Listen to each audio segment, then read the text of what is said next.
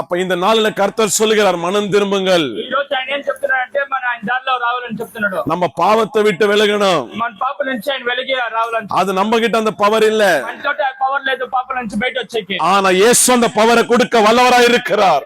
వల్లమ power ఆయన తోటే ఉందని అంటున్నాడు. இந்த நாளில அந்த வல்லமை நமக்கு கொடுத்து ఆ బలం మన తోట కావాలి, యేసుక్రీస్తు తోటే ఉంది. இயேசுவை நான் உங்களை ஏத்துக்கிறேன்னு சொன்னா ఈ రోజు మనం ఏం చెప్పాలంటే యేసుక్రీస్తు మీరు నా జీవితంలో అని చెప్పాలి. அப்ப இயேசு நம்மளோட வாழ்க்கையை மாத்துகிறார். ఆయన మన జీవితం అన్ని మారుస్తాడు మంచి దారంలో. இயேசு வரப்போகிறார். ఈ లోకంలో యేసుక్రీస్తు మళ్ళీ వస్తున్నాడు. ఆయన நம்ம ரெடி ஆகலாம். మనం రెడీ అవుదామని. ஆண்டவர் பார்க்கிறது దేవుడు ఏం చూస్తున్నాడంటే வெளியே இருக்கிற நம்மளோட தோற்றம் அல்ல, మనం బయట ఎట్టు ఉండమని చూసేకి రాలేదు. ఈ లోకం நம்மளோட உள்ளம் எப்படி இருக்குதுன்னு பாக்குறார். హృదయం ఎట్టు చూసేకి దేవుడు వచ్చిండేది. அந்த உள்ளம் சுத்திகரிக்கப்பட்டா ఆ హృదయం ఎప్పుడు మనం ఒక మంచి దారంలో ఉండాలి. அப்ப ஆண்டவர் என்ன பண்ணுகிறார், அந்த சமாதானத்தை நம்மளுக்கு கொடுக்கிறவரா இருக்கிறார். చేస్తున్నాడంటే ఆయన సమాధి ఇస్తున్నాడు మన హృదయంలో. அப்ப இன்னைக்கு ஆண்டவர் நம்மளுக்கு சான்ஸ் கொடுக்கிறாரு. ఈ రోజు